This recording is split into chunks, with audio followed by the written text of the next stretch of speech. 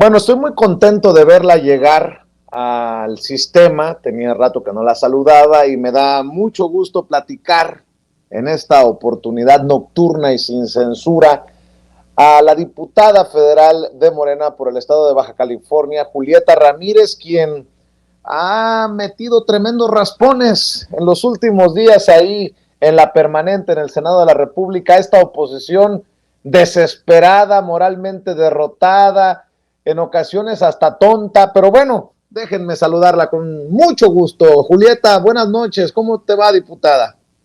Hola Vicente, muy bien, me va muy bien, gracias a que el día de hoy estoy aquí con toda la familia sin censura, contigo, con todo el equipo y por supuesto con toda tu audiencia. Mira Vicente, que yo era de tus fans, todavía soy, pero yo era fan de ver Sin Censura hace varios años y mira qué gusto ahora que me invites a Me este estás espacio. diciendo viejo, me estás diciendo viejo, No, ¿eh? digo que qué vueltas da la vida, que qué honor. Antes era fan y ahora participo aquí contigo en Sin Censura, que me da mucho Oye, gusto. diputada, gracias Tampoco por te tu lo quieres generosidad. tomar a mal, Vicente, qué mala onda. Gracias por tu generosidad. No, a ver, de hecho, a mí me da mucho gusto que ustedes que forman parte de esto que llama el presidente relevo generacional, de alguna manera eh, hayan, pues no sé si iniciado en los análisis en medios, en las apariciones en medios, en Sin Censura. Mira, Claro, Hamlet Almaguer seguido en las mesas de diálogo, la misma mismísima Andrea Chávez, tú, gracias por la confianza, Julieta. ¿Cómo van las cosas? ¿Cómo van las cosas en esta realidad política tan compleja, tan convulsionada? Hoy veía a Santiago Krill aferrarse al hueso, lloriquear nuevamente, en fin, hay tanto que hablar. ¿Por dónde le entramos, Julieta? mira, creo que afortunadamente, lo veo como una fortuna, hay dos proyectos claros y sumamente definidos en México. Está el proyecto que continúa con la cuarta transformación, independientemente de quien vaya a encabezar el esfuerzo por coordinar los comités de la defensa de la cuarta transformación en el 2024 y el evidente proyecto de el retroceso, de volver al pasado, de continuar y seguir del viejo régimen del conservadurismo con personajes como Vicente Fox, uña y mugre de Xochitl Gálvez, con personajes como Peña Nieto, Carlos Salinas, evidentemente Santiago Krill, que era también uña y mugre de Felipe Calderón, de Peña Nieto, en fin, están los personajes muy claramente definidos, que son súbditos del poder económico y donde tienen ahí a Claudio X González a su cabeza. Y creo que además cada vez con mayor descaro ese otro proyecto de la derecha, porque antes buscaban ahí medio disfrazar sus intenciones, ahora vemos que lejos de que tengan, pues sí, una alianza, unos partidos políticos unidos, como ahora que se llaman Frente Amplio, pues tienen a Claudio X González en sus ruedas de prensa, ahí lo vemos a veces pasar por el Senado. ¿Qué es eso? Un representante a todas luces del poder económico, que nada tiene que estar haciendo en los recintos del pueblo, de los representantes electos por voto popular, decidiendo qué van a hacer y qué no van a hacer los representantes de la gente que fueron electos por la gente y de representantes de los partidos políticos. Es decir, creo que al menos la realidad política en México es muy evidente. Claro, por supuesto, hay sus tristezas y sus lamentables apariciones como estas declaraciones que hizo Vicente Fox sobre los programas sociales, estas declaraciones que hace Santiago Krill lloriqueando porque dice que los discriminan por el color de sus ojos y el color de su piel. Bueno, tristemente, pues sí, son los residuos, lo que queda de los llantos, de lo que ya no es, ¿verdad? Pero vemos dos realidades políticas y vemos un pueblo sumamente participativo y despierto. Así que por fortuna, y los vemos a ustedes abriendo brecha para combatir la desinformación en los grandes medios que antes era imposible llegar a la población, y ahora vemos todos estos canales de comunicación para llegar a la gente, participar y tener un diálogo abierto. Yo veo este nuevo país con ganas de continuar y profundizar la transformación que iniciamos en el 2018, Vicente. Julieta, veo que llamaste traficante de influencias hace unos días ahí en la permanente a Xóchitl Gálvez. ¿Cuáles han sido las reacciones? Me imagino que una reacción virulenta, porque pues así andan de desesperados y cuando les cantan sus verdades patalean. Sí, oye, es que, mira, ha habido muchas incongruencias en torno a todo este discurso de Xóchitl Gálvez. En primer lugar, han tratado de minimizar, de desasociar su imagen con el panismo.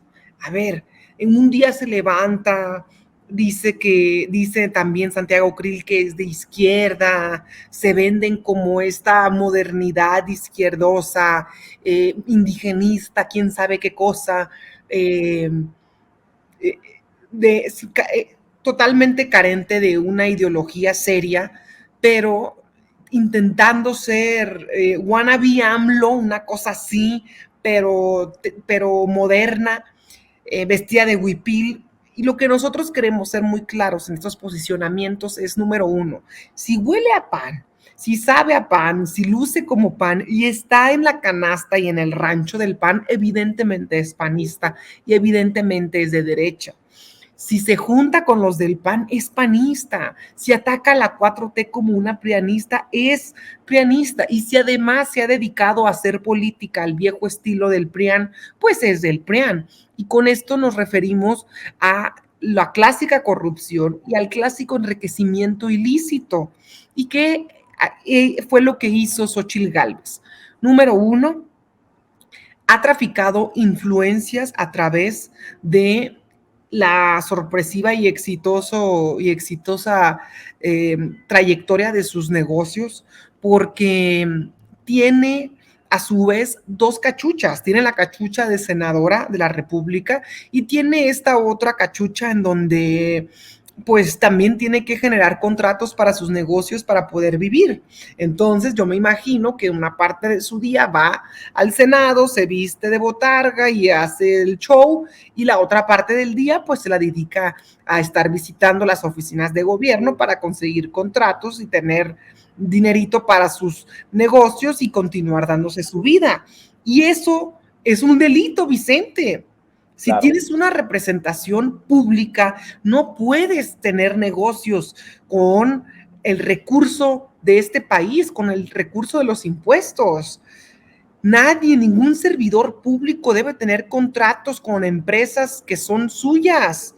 Y con dinero, pues es autocontratarte, eso es un delito y ese delito se llama tráfico de influencias, o con las empresas de tus sobrinos, o al menos tienes que excusarte y decir, yo me excuso porque puedo caer en un posible conflicto de interés y por lo tanto no puedo conocer de este caso o no puedo votar en este proceso, como lo que sucedió en el caso de la reforma eléctrica, que lo señalaba Andrea Chávez, la diputada, o lo que deberían hacer los jueces para no conocer de ciertos casos cuando está relacionada su familia en algún caso jurídico, en fin.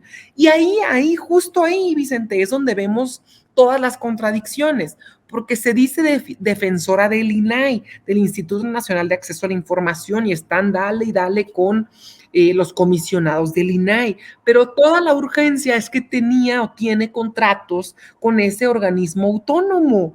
Se dijo luchar contra la militarización de este país, pero lo que no dijo es que tenía contratos con la Sedena, que le fueron cancelados cuando llegó López Obrador a la presidencia. Luego, todavía no comentó que tenía contratos millonarios con el Consejo de la Judicatura. Por eso tanta cuestión ahí de la defensa a la Suprema Corte y la defensa al Poder Judicial. Pero pues la señora tenía contratos con la Suprema Corte de Justicia. Imagínate, cada cosa que defiende resultaba ser que tenía un contratito por ahí bien guardadito. Y luego Y todavía, y el mandé, caso, perdón. y el caso del INAI, ahora entendemos por qué se encadenó, ¿no? En algún momento. Así es, y porque hizo la pijamada ahí en el Senado. Y ya el colmo fue cuando dijo que López Obrador la quería dejar sin chamba porque le habían cancelado un contrato en Banobras y que por culpa de López Obrador le iban a cancelar ese contrato. A ver, pero es que todo en esa declaración está mal, absolutamente todo. Porque, a ver, señora, ¿usted es senadora de la República o es usted, pues, ¿cómo se le llama a estos? ¿Cabildera? ¿O es cabildera usted? No se puede ser las dos cosas, ¿eh? Si se es las dos cosas, usted es una delincuente. Y si es una delincuente, pues está cometiendo delitos. Y entonces es una traficante de influencias. Y entonces no se pongan a lloriquear y a denunciar y a demandar cuando se les dice corruptos. Oye, No, de hecho, déjame preguntártelo, Julieta. ¿No crees que en este caso en particular de Xóchitl Gálvez queda también exhibida la hipocresía de estos, de los odiadores de la 4T, de los de la oposición? ¿Cómo han atacado, por ejemplo, ¿no? Es solamente como ejemplo, a la secretaria general del partido, eh, Citlali Hernández, por su físico? ¿Cómo la han atacado? claro. Si uno hiciera una mención, que obviamente eso nos define que no somos iguales, pero si uno hiciera una mención de que pues está llenita Xóchitl Gálvez o algo, no se vendrían encima con esto de violencia política de género. Por Si supuesto. uno, si uno criticara, no sé, estas cosas que tanto han criticado, de indios patarrajadas, guarachudos, nos han dicho cuántas veces, querida Julieta, y bueno, pues como uno tiene la piel ya gruesecita, pues lo deja pasar porque decimos pobres clasistas, discriminadores, racistas, qué sé yo, que reniegan hasta de sus propios orígenes. Pero si nosotros hiciéramos referencia a su candidata sobre su forma de vestir, nos estarían acusando ante la autoridad electoral y cosas peores. ¿No es esto la gran hipocresía de esos que quieren encumbrar a Xóchitl Gálvez, que en algún momento han escupido veneno, pero no aceptarían eh, en sus mismos términos las críticas? Pues sí, por supuesto. Mira, a mí me parece muy extraño también que salga Vicente Fox a querer decir que, que Xochitl Gálvez es lo mejor del mundo. A ver, cuando llega Vicente Fox a la presidencia de la República, bueno, lo primerito que hace es tomar protesta con un crucifijo en la mano y con la otra mano arriba de la Constitución, violando el Estado laico. Y en segundo lugar, lo que hace es quitar la imagen del presidente Benito Juárez, de la residencia de Los Pinos, el indígena zapoteco por excelencia, el presidente indígena Benito Juárez, quien luchó por las leyes de reforma, que peleó la guerra de reforma y que además luchó contra la intervención francesa, dándonos soberanía a este país, cosa que no conoce Vicente Fox. Ahora defendiendo a Xochitl, que se dice indígena, en realidad es una incongruencia total. Y miren que ellos son uña y mugre, entonces realmente debe conocer cómo es en realidad Xochitl y que todo esto es pues, muy probablemente pura pantalla, como para que sí sea Fox cercano a ella.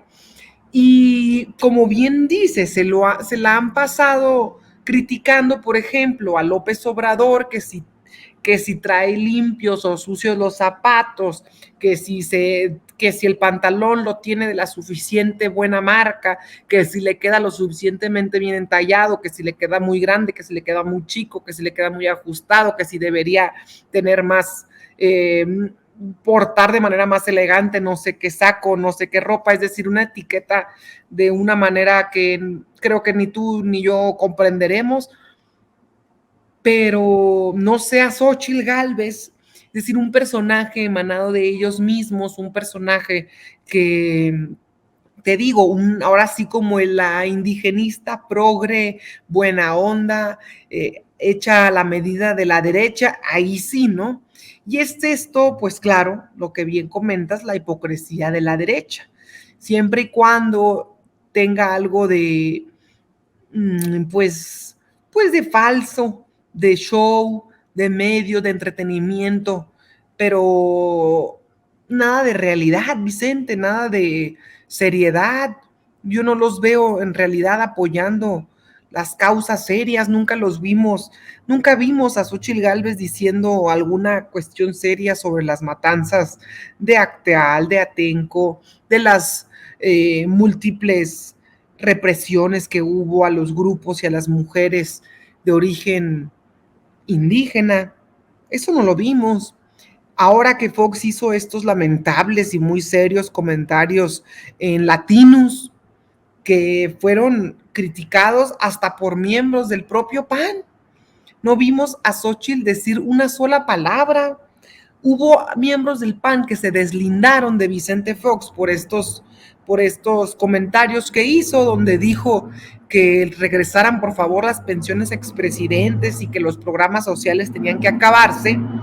Pues no vimos a Xóchitl decir una sola palabra, solo silencio. Es decir, ahí vemos evidente la relación que persiste entre ellos dos, donde Xóchitl no lo contradice, solo guarda absoluto silencio, donde no defiende los programas sociales como dice hacerlo, y pues guarda silencio ante también esta petición, exigencia que le hace Vicente Fox de que regresen las pensiones a expresidentes. Entonces, ¿será que en el programa de Xóchitl Gálvez está que regrese la pensión a expresidentes? Sería una total lástima, Vicente. Una Y es tragedia. una tragedia, pero es esta la involución que existe en todos los procesos de América Latina. Cada que llega la izquierda a América Latina, se ha organizado de forma extraordinaria la derecha en conjunto con todos los poderes fácticos y mediáticos y judiciales, muy importante, para que nuevamente llegue la derecha y empiece el proceso de involución de tanto tiempo y todo lo que tanto le tomó a la izquierda para llegar, y la izquierda no es más que el pueblo organizado. Y lo que tocan lo destruyen. Vemos lo que sucedió en Brasil, lo que sucedió en Argentina, lo que está sucediendo en Perú, en Ecuador. Tampoco podemos ser ingenuos a lo que podría pasar en México, pero por fortuna las encuestas nos tienen muy bien ubicados y sabemos en las calles que el pueblo de México sigue apoyando al movimiento de regeneración nacional. Así que todos, pues toda esta bola de conservadores que quieren que regrese el pasado, Vicente, se van a quedar queriendo. Así es, en estas charlas un poco más extensas, nocturnas, buscamos también conocer el sentir de ustedes, los personajes que nos hacen el honor de acompañarnos sobre pues tantas cosas. Me gustaría preguntarte, ¿no te desgasta este circo de la oposición? Yo sé que estás joven y que tienes toda la energía, Julieta, muchísimo más joven que tu servidor, obviamente, pero en ese trajinar de Ciudad de México, Baja California, ahora también entiendo que haces algunos tramos del recorrido junto a Dan Augusto López Hernández como aspirante a la coordinación de la defensa de la Cuarta Transformación. ¿No te desgasta? ¿Cómo te sientes? ¿Cómo andas? Cuando te pregunto cómo estás, ¿cómo estás? Gracias, Vicente, por la pregunta. Mira que son cosas que nunca nos preguntan en las entrevistas más que los temas políticos. Sí es una tarea muy intensa, sobre todo porque tu servidora vive en el punto más al norte del país Claro. y para viajar a Ciudad de México en avión se hacen más de 3 horas y media, eso si no se retrasa el vuelo. Entonces, pues de manera muy constante pasamos mucho tiempo arriba de un avión o en un aeropuerto esperando que sea el momento para poder llegar a una tribuna o un área de trabajo. Entonces, por supuesto que es muy intenso este estilo de vida.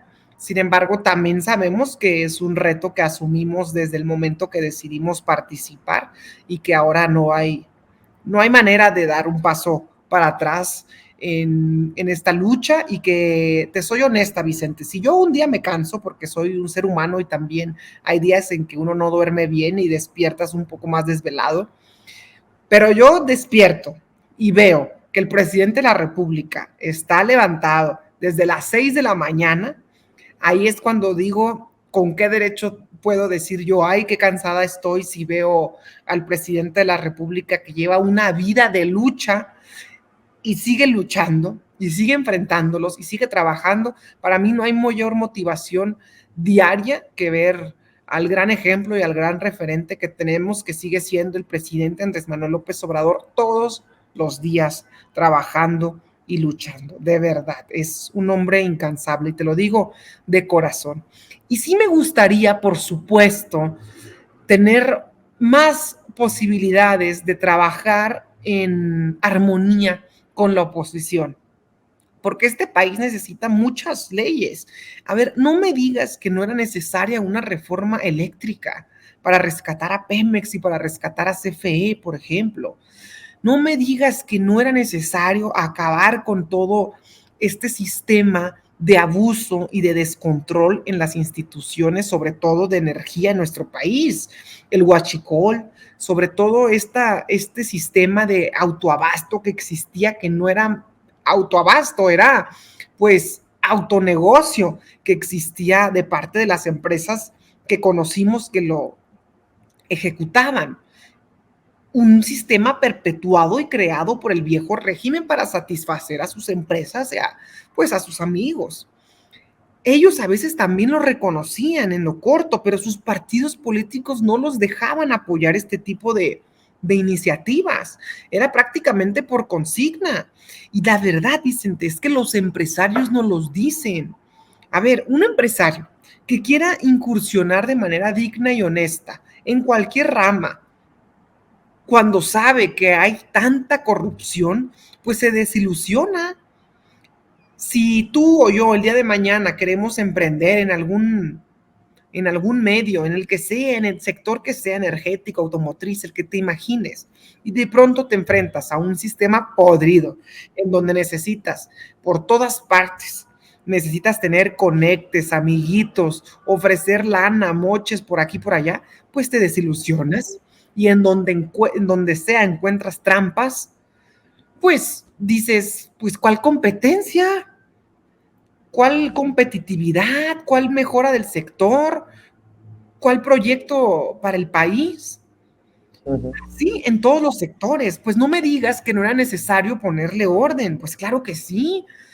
Pero después llegamos al Congreso y nos damos cuenta que al final del día trabajan por consigna todos esos partidos y no quieren aprobar una ley para nacionalizar el litio, no quieren aprobar una ley para mejorar a la Guardia Nacional, no quieren aprobar una ley para mejorar el sistema electoral mexicano, y luego se inventan una sarta de mentiras y las están difunde y difunde y difunde y difunde en los medios de comunicación. Pues evidentemente te das cuenta no nada más que es un desgaste, sino que te das cuenta que la derecha nacional e internacional no va a parar, ¿eh? Y como lo dijo Lula cuando vino a visitarnos, si no me equivoco, el año pasado, más o menos a estas alturas, nos dijo, la derecha no va a descansar y ustedes en México no han visto todavía lo peor, porque Brasil lo vivió. Así que no se confíen, tienen un pueblo muy despierto y muy organizado, pero no se confíen porque la derecha no descansa y no da paso atrás y no da pie a cualquier tipo de artimaña que pueda utilizar. Por eso Claro. no, por eso lo que, y con esto concluyo esta parte, con esto lo que quiero dar a entender a quienes nos escuchan es que no podemos ser ingenuos en la capacidad operativa, económica, mediática y judicial que tiene la derecha y sus alcances para retroceder un proceso democrático que nos ha costado muchos más de 30 años conseguir, como el hecho de que llegara la izquierda a México.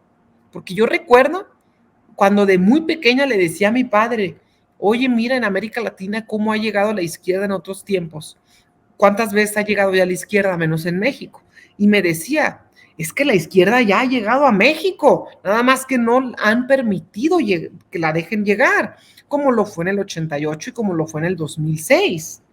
Y en gobiernos locales mucho antes, pero tampoco permitía el sistema que dejara llegar. Entonces, a lo que voy con esto es que cuando nos enfrentamos a este tipo de casos, es el poder de la derecha para impedir la transformación, para obstaculizar la transformación y cómo nosotros tenemos que entonces ser pues mucho más astutos, muy inteligentes y tener la capacidad de organización de un pueblo en su totalidad para continuar y seguir adelante con los procesos de transformación que todavía requiere este país, como por ejemplo el Poder Judicial. Es el único poder de los tres poderes que ha sido intocable, ¿eh? Se transformó el Poder Ejecutivo y el Poder Legislativo. El Poder Judicial sigue intacto, Vicente. Eh, ¿Te consideras, te asumes como representante de este relevo generacional del que dice sentirse orgulloso el presidente Andrés Manuel López Obrador? ¿Qué tanta responsabilidad traen en sus hombros, si acaso, Julieta? ¿Y qué te mueve hacia el futuro? Porque hemos hablado de que Andrés Manuel López Obrador se retira el próximo año y quedarán en muchos espacios, en muchas trincheras, ustedes, los más jóvenes. ¿Qué te mueve? ¿Cuál es tu aspiración? ¿Qué es lo que sigue en el legislativo, como diputada? ¿Qué te mueve?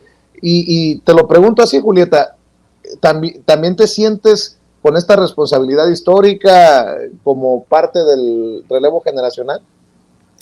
Sí, por supuesto, Vicente. Mira, te confieso que cuando a mí me preguntaban todavía más joven, a mis 20, 19 años, a qué me gustaría dedicarme, pues a mí siempre me gustó mucho el servicio público. Sentía genuinamente que tenía una vocación por el servicio público. Pero a mis 18, 19 años, en plena universidad, pues ¿qué se veía en política? Por lo general, hombres de más de 50 años, de familia de negocios y de mucho dinero, de familia de apellido político. Es decir, el poder se heredaba o se compraba. Y cuando yo me veía al espejo, pues no me veía con ninguna de todas estas características para poder participar en política. Y en automático me bloqueaba y decía, pues yo no veo que una mujer joven de mi edad, con familia sin negocios y con familia sin apellido político, tenga siquiera la más mínima posibilidad de poder participar en política siquiera. Por fortuna, el movimiento de regeneración nacional nos permitió a la gente del pueblo entrar, participar para cambiar este país. Y fue ahí donde tuvimos cabida jóvenes, chicos, medianos, grandes, adultos, mayores, absolutamente todos. Y gracias a un movimiento de este calado es que yo puedo estar aquí. Es gracias a la lucha del presidente. Entonces, si me dices si yo me siento muy orgullosa, por supuesto. ¿Y qué puedo decir en lo individual? Digo, ojalá alguien vea a personajes como tu servidora, a personajes como Andrea, a personajes como Hamlet, a estos jóvenes y digan, mira, yo también puedo.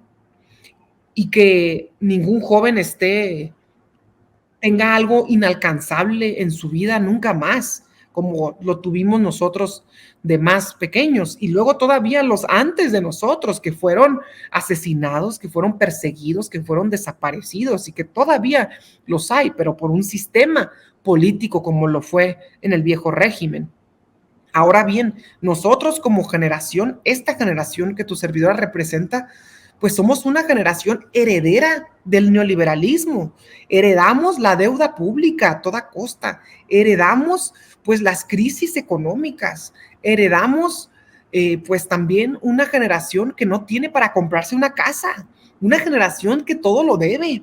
Somos una generación que no va a tener derecho a la pensión, una generación que no tiene derecho a ni siquiera a un trabajo con las más mínimas requerimientos o derechos sociales.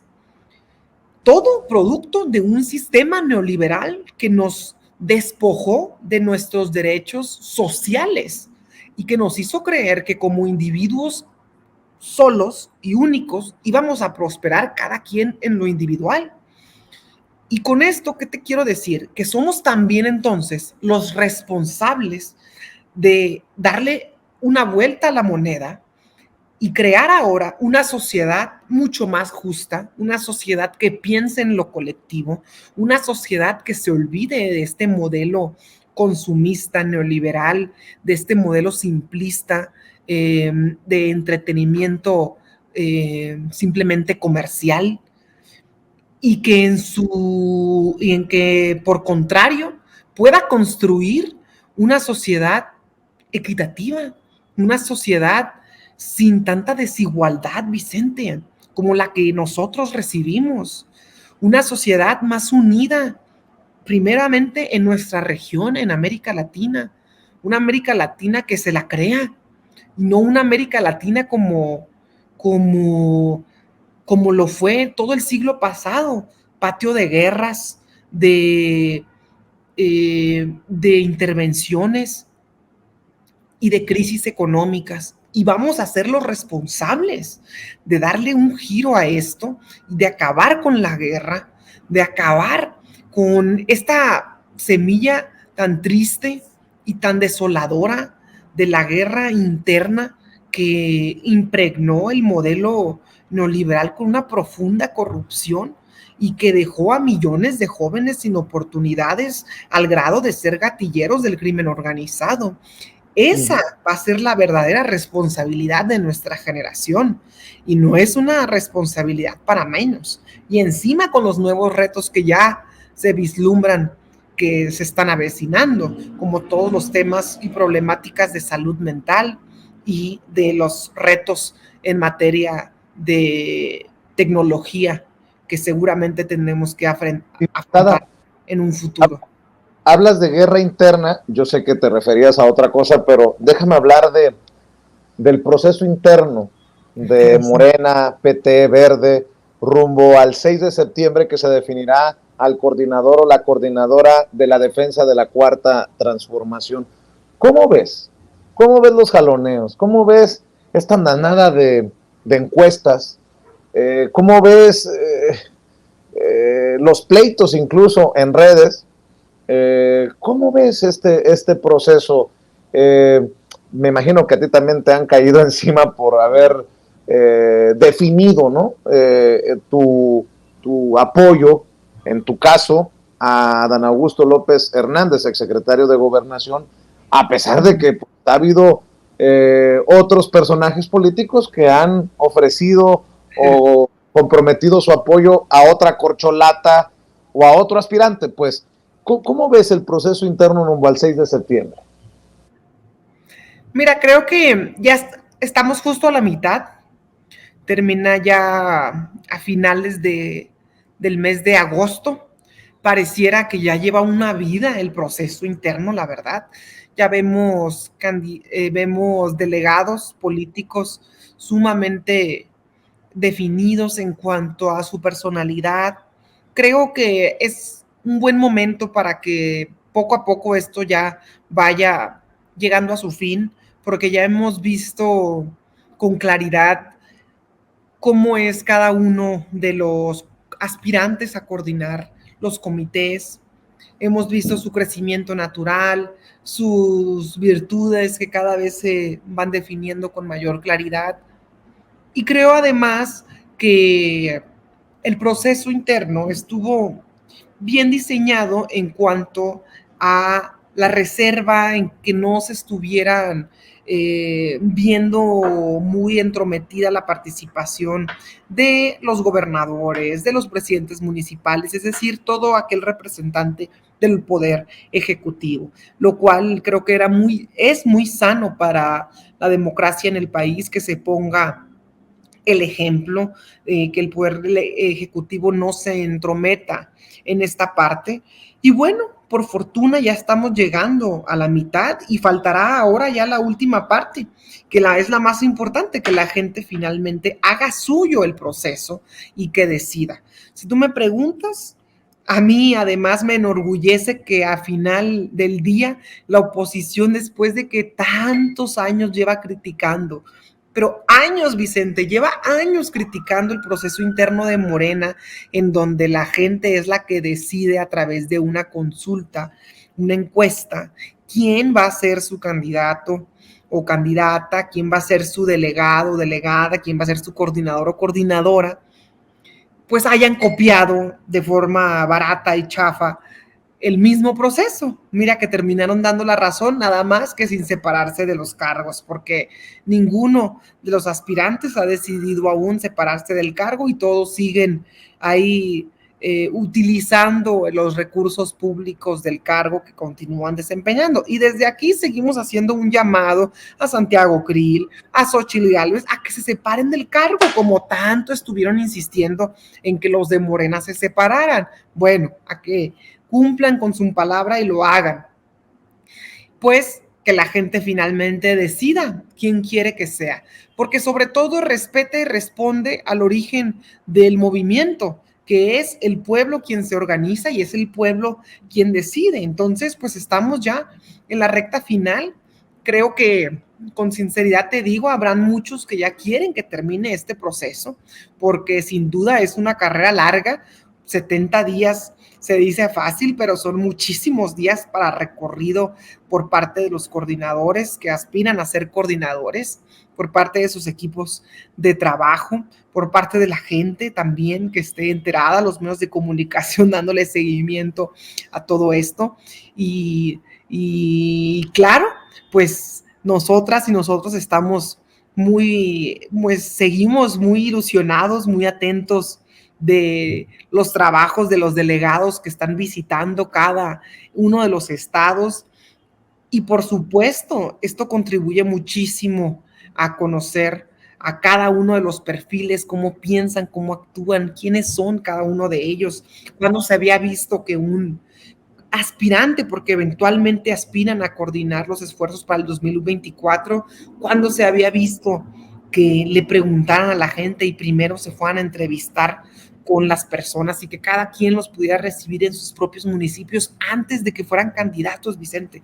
En realidad es impresionante cómo Morena sigue haciendo historia en cada uno de los procesos internos en los que se está viviendo. Tú te has convertido en una mujer, una legisladora necesaria en la relación legislativa con el Instituto Nacional Electoral. ¿Ves algún riesgo desde esos intereses que han quedado ahí todavía pues no en los mejores, por las mejores causas de la gente, sino para defender lo que quieren que regrese estos de la oposición? Porque vamos a ser sinceros, se fue Lorenzo Córdoba, se fue Ciro Murayama, llega Guadalupe Tadei, pero todavía quedan ahí algunas piezas que complican las cosas. Y con ese INE y con ese Tribunal Electoral del Poder Judicial de la Federación que preside un calderonista como Reyes Rodríguez, ¿tú adviertes algún peligro hacia el proceso interno, alguna zancadilla? ¿Adviertes alguna situación rumbo al 2024? Porque yo he pensado que incluso están dispuestos a tumbar a quien tengan que tumbar. Ya lo practicaron y les salió bien en el caso de Michoacán y de Guerrero en el pasado proceso. ¿Cómo ves esto? ¿Soy muy mal pensado, alucino mucho, o sí hay que estar pendientes de esto? ¿Cómo lo ves, diputada? No, sí, Vicente, la verdad es que, insisto, igual que tú, soy de las personas que considera que tenemos que extremar las precauciones cuando nos referimos a la autoridad electoral, porque hemos vivido ya los peores escenarios, esperemos que no se repitan, pero por supuesto que siguen quedando, pues, resquicios de lo que fue el viejo régimen, y además pues nomás se fue Lorenzo Córdoba prácticamente y se fueron 4 consejeros, no se fue toda la plantilla del personal y de todas las comisiones que también están dentro de la estructura de la organización del Instituto Nacional Electoral y del Tribunal Electoral, por supuesto. Y uno no sabe, insisto, la derecha sabe organizarse y saben comprar voluntades. Uno no sabe hasta dónde va a llegar eso. Creo que Morena sí tiene que ser muy precavido en cuanto a que sus aspirantes a la coordinación no hagan ningún tipo de violación a leyes electorales ni ningún tipo de riesgo adicional que pueda implicar alguna interpretación, como lo fue el caso de Michoacán y Guerrero, que bien comentabas, porque también en ese caso no fue una violación como tal que implicara semejantes sanciones como las que tuvimos. Y por supuesto que las hubieron. Eran otras condiciones, pero bueno, ahora, ¿quién nos dice, quién nos garantiza que estamos a salvo? Nadie, Vicente, ¿eh? Esa es una realidad. Y el Tribunal Electoral, nadie ha dicho que está, pues que no hay personajes que le responden a otro tipo de intereses como lo son, como lo eran los intereses anteriores. Ahí siguen todos estos personajes. Entonces, también, al igual que tú, prefiero mal pensar y soy de la idea que hay que mantenernos con precaución en este aspecto. ¿Qué piensas del presidente Andrés Manuel López Obrador? Es un líder de los que pocas veces se han visto en la historia, pero pues también es justo decir que no le bastarán los 6 años a él para consolidar la cuarta transformación. Es un sexenio de poner las bases para lo que sigue.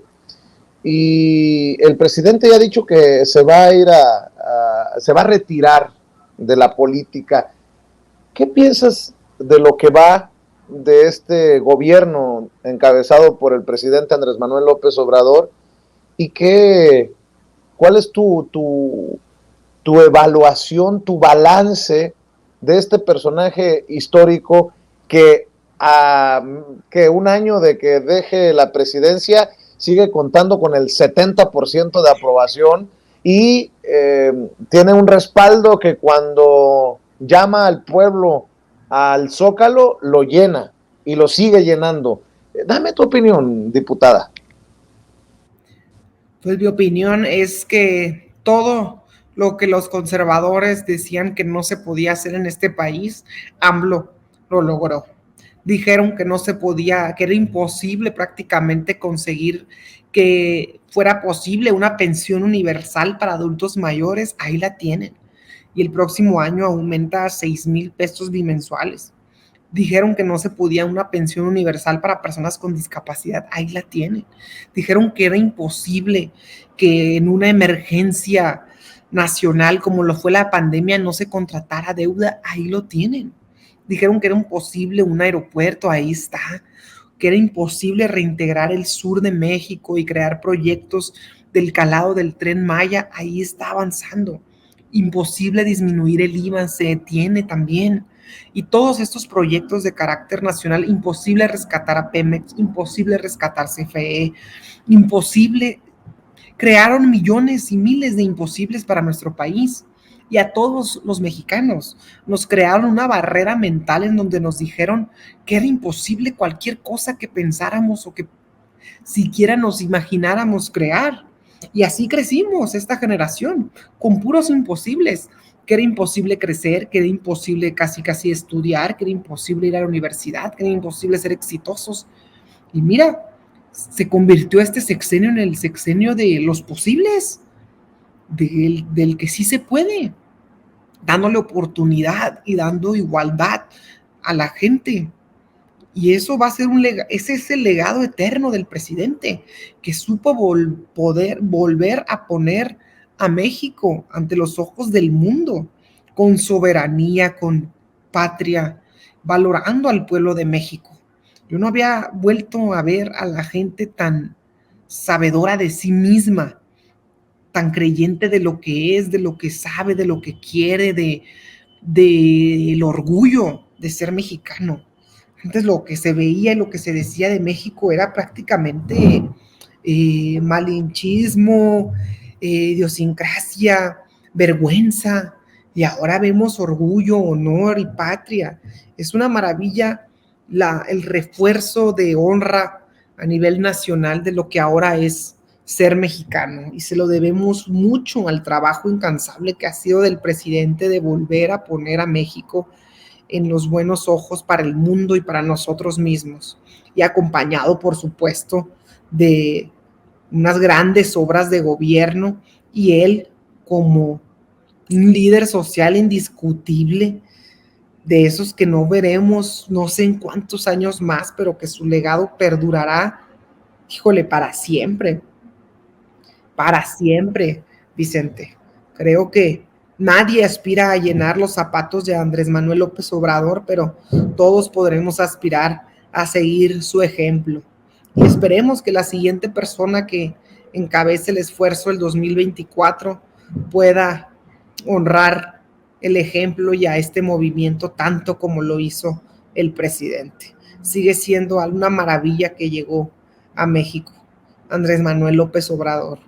Mira que hasta se nos enchina la piel de pensar que se nos va de la presidencia de la República. Ojalá lo tuviéramos al menos otros 6 años más, pero es un demócrata el presidente. Y por más que le hayan inventado, mire, contra viento y marea, este es un hombre de acero, y aquí lo vamos a tener para siempre. ¿Y qué encuentras en Baja California cuando regresas a casa? Me imagino que a ti te pasa lo que me pasó a mí cuando me dieron el primer trabajo, la primera oportunidad de ser reportero, que llegaba a casa y me decía mi mamá, pues serás muy reportero, muy periodista, mijo, pero tiende tu cama y junta tu ropa. Yo no sé si te pase, en realidad es un chascarrillo, yo no sé si te pase cuando regresas a Baja California. ¿Qué encuentras? ¿Cómo está tu gente? ¿Cómo está la gente tan querida de Baja California? ¿Cómo les está yendo? Mira, estoy muy contenta en lo personal, en lo familiar, pues encuentro, por supuesto, a mis padres, a mi casa, a todos mis perros, porque tenemos como 7 perros ahí en mi casa. A mis sobrinos, ya tienen nietos mis papás, entonces ahora mis papás se la pasan con los nietos, y a mí me encharcan la casa, que quieren que yo prácticamente la cuide. Y ahí estoy yo cuidando a los perros. Hazme el favor, Vicente. Ya. Pero admite que es tu pasión. Te he visto en redes Sí, muy comprometida con el tema. sí, es mi pasión, los amo y me encantan, pero ya cuando tienes 7, cuidarlos híjole, está cañón.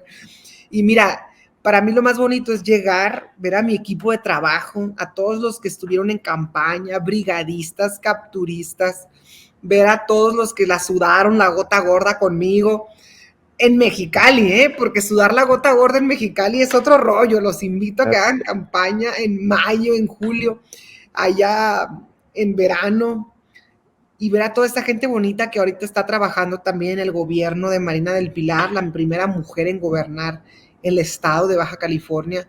Verla a ella, a una mujer que yo siempre he dicho, fue la primera persona que vi que se parecía a mí haciendo política. Mujer joven, en ese momento madre soltera, con una hija que era maestra en la Facultad de Ciencias Políticas de la Autónoma de Baja California. Cuando la veo yo en el 2016, digo, oye, yo quiero ayudarla. ¿Cómo le puedo hacer si ella es lo que representa Andrés Manuel, pero en mi propia ciudad? Y claro, veo un pueblo al que por fin se le está respondiendo. Hay un programa muy interesante que tiene la gobernadora que se llama Tarjeta Violeta, que apoya a las mujeres madres jefas de familia. Y me da mucho gusto llegar. Y así como seguramente te ha pasado, Vicente, y conoces a un adulto mayor que te platica algún problema o que al contrario te dice que está muy contento con el presidente y que le llega su pensión para adulto mayor. Así nos pasa ahora en Baja California con las mujeres, que ahora están muy contentas porque les llega su tarjeta violeta y con eso pueden sacar adelante a sus hijos y pueden apoyarse para el pago de las 1000 cosas que hay que pagar en casa y apoyarse pues con todos los gastos para continuar con los estudios, y gracias a la tarjeta violeta tienen acceso a muchos talleres y muchos otros programas que las apoya a, pues, a poner un negocio, que las apoya a emprender algún oficio y a capacitarse en diversas cosas, a ir a la escuela incluso, a sacar su certificado de la secundaria, de la primaria, a entrar a la preparatoria abierta. Es un programa sumamente interesante. Y pues veo un pueblo que también pues sufrimos 30 años de panismo en ese estado, Oye, donde allá se también, impregnó mucho el conservadurismo en todas las esferas del estado. por cierto, allá también andan duros los coscorrones, ¿no? Ya hasta el presidente se pronunció por los jaloneos Sí. de Bonilla, Marina del Pilar. Serénense, cálmense, casi casi les grita el presidente desde la mañanera, ¿no? Sí, sin duda alguna. Mira, la verdad es que lo he dicho yo en otros medios y canales de comunicación. Tenemos a un exgobernador que, por decirlo de la forma más cordial posible, no ha sabido entender que su tiempo se acabó, Vicente. Y creo que el hecho de que su tiempo haya acabado, pudo haber acabado bien, pudo haber apoyado y haber contribuido con su expertise, su experiencia, su trayectoria, porque él apoyó muchísimo a crear y a pues darle fuerza al movimiento en el estado cuando nadie creía en él. Por supuesto, él fundó Morena en Baja California, pero pues con su trayectoria a darle seguimiento, a apoyar al movimiento, a que creciera ahora con quien encabeza la transformación, que es Marina del Pilar. Pero se ha dedicado de forma permanente a que quien no le haga caso, entonces es su enemigo. Y así se ha enfrentado, mira, con todos. Ya no le queda pues, ningún aliado prácticamente en el estado. Y bueno, la vida da muchas vueltas y a ver ahora dónde nos lleva todo esto, pero sin duda alguna, Vicente, esto en nada le beneficia al pueblo de Baja California. No veo yo manera cómo.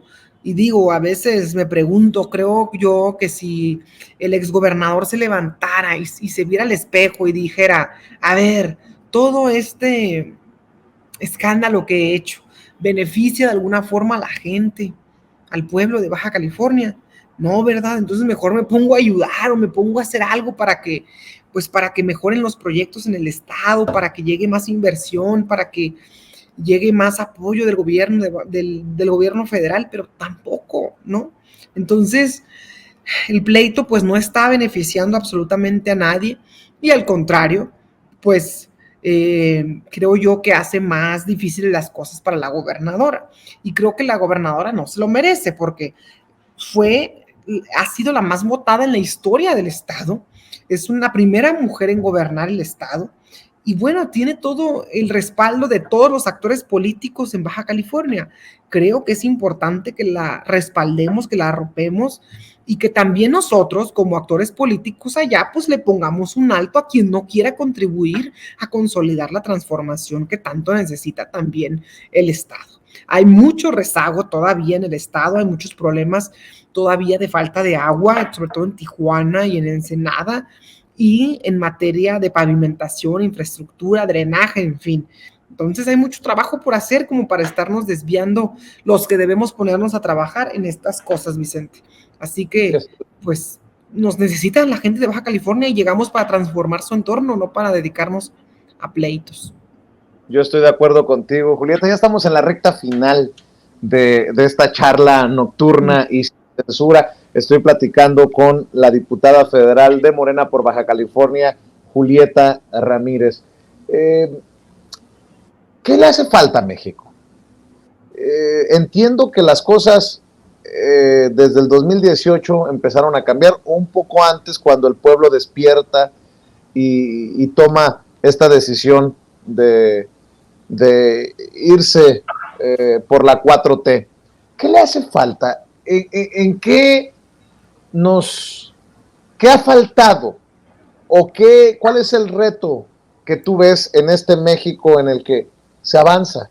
Se avanza en la dirección correcta, pero pues obviamente también tenemos mucho por hacer. Desde tu perspectiva, ¿cuál es el reto más importante? Tú seguirás, me imagino, dando la batalla, o al menos esa es tu intención, desde el legislativo. ¿Hacia dónde? ¿Hacia dónde debe de encaminarse el esfuerzo de aquí en adelante, Julieta? No sé si de aquí al 2024 o lo que sigue. Mira, creo seriamente que el Poder Legislativo debe tener una agenda propia. Tiene que tener más capacidad para definir una agenda que resuelva problemas del país sin necesidad de esperar la participación del gobierno federal. ¿A qué me refiero con esto? A ver, diariamente en el gobierno, en el Poder Legislativo, aprobamos muchas reformas de muchos tipos, pero la mayoría de las reformas que aprobamos tienen que ver con aumento de penas, con cambios de pequeñas palabras, con mil y un reformas que no son de sustancia y de cambio para este país. Necesitamos seriamente mejorar el sistema educativo en México. Necesitamos seriamente mejorar todavía el acceso al derecho a la salud en este país. Y por supuesto, necesitamos mejorar el sistema de justicia en México. Tenemos estos tres derechos sumamente privatizados. Aquella persona que no tenga dinero para pagarse un caso jurídico prácticamente no tiene derecho a la justicia. Hicieron del derecho un privilegio, no un libre acceso a un juicio. Y solamente quien tiene derecho para pagar un abogado o que tiene el dinero para pagar un abogado tiene acceso a la justicia. No tenemos un buen sistema jurídico en el país y por lo tanto, pues tenemos, por ejemplo, mucho problema del reparto de tenencia de la tierra en todo el país a nivel nacional, y tenemos problemas de agua serios en México. Creo yo que también necesitamos profundizar los avances que hizo el presidente en materia de economía moral, es decir, una economía más justa en México, inversiones más dignas, más justas, por supuesto, y que se empiece ya a brindarle más certeza al empresario mexicano y que la industria mexicana tenga mayor competitividad en comparación a la extranjera. Y claro, que el poder legislativo pueda ser capaz de resolver con mayor énfasis problemas que tenemos actualmente, como por ejemplo la saturación de los aeropuertos, y otro tipo de problemas como podrían ser si existen mecanismos para sancionar el sobreprecio de medicamentos,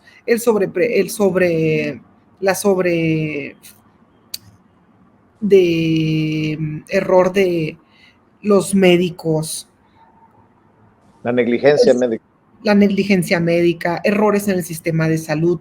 Es decir, hay mucho tema legislativo que pudiera tomar mucha más relevancia en el sistema de salud, en el sistema educativo, pero que pudiera revisarse dentro del poder legislativo sin que forzosamente venga del poder ejecutivo.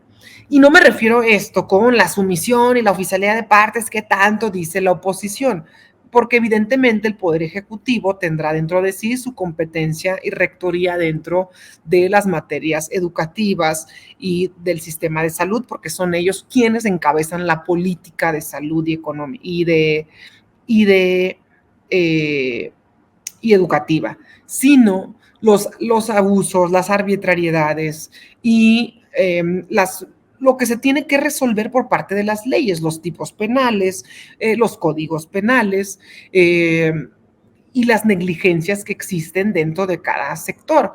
Por ejemplo, esta, eh, el arbitrario, el aumento descomunal de escuelas privadas en este país donde pues no se imparte educación de calidad y donde no se supervisa.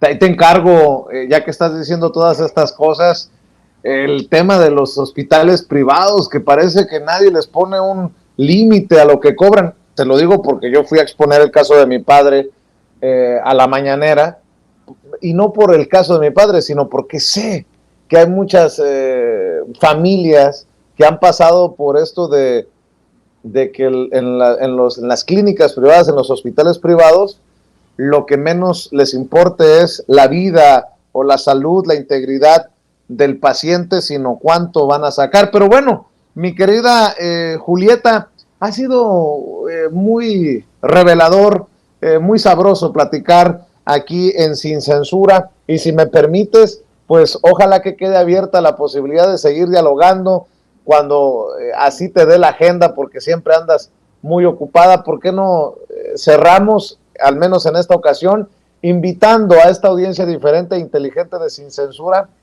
a que te busque en redes, que esté al pendiente, porque estás muy activa en la permanente y en tus recorridos y en tus giras y en tus regresos a Baja California, y veo que sigue creciendo el número de personas que te buscan precisamente en redes sociales.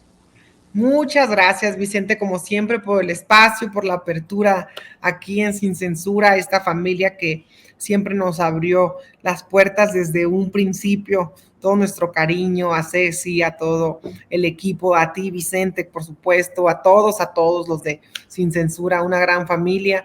Los invito a que nos sigan en las diferentes redes sociales, Facebook, Twitter, Instagram, TikTok, ahora la nueva red Threads, todos por ahí como Julieta Ramírez me pueden encontrar y estoy para servirles y a sus órdenes. Muchas gracias por el espacio. Oye, ya que estás yendo al Senado por la permanente, a ver si nos sacas de una duda.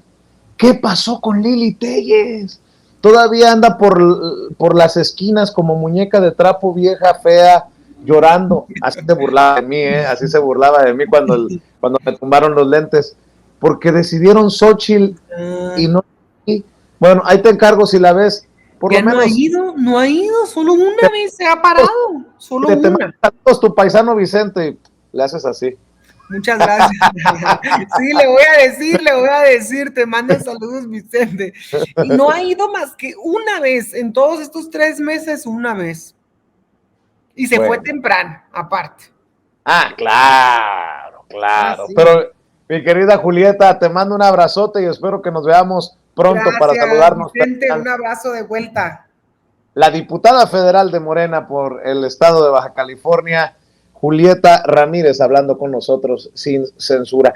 Y le recuerdo que ya no basta solo con vernos en vivo y en directo. Comparta con familiares, amigos, contactos a través de WhatsApp, de Facebook, de Twitter, por donde usted quiera. Si usted cree que nos merecemos el respaldo económico, es muy fácil. En la transmisión en vivo y en directo de YouTube, usted puede buscar el signo de pesos o de dólares, puede estar arriba, abajo, izquierda, derecha, y ahí le da clic. Con su tarjeta de crédito de débito nos manda su aportación, así como nos muestran los muchachos de producción, ahí en ese signo de pesos de dólares le da clic. Con su tarjeta de crédito de débito nos manda su aportación y nos puede mandar un mensaje y con mucho gusto lo leemos aquí en Sin Censura. Les recuerdo que todos somos Sin Censura. Gracias por el respaldo y gracias por seguirnos apoyando para que avancemos desde estas trincheras independientes y alternativas, desde donde hablamos, como los chayoteros no se atreven, no les interesa, no les conviene, porque no van a morder la mano que les da de tragar. Buenas noches.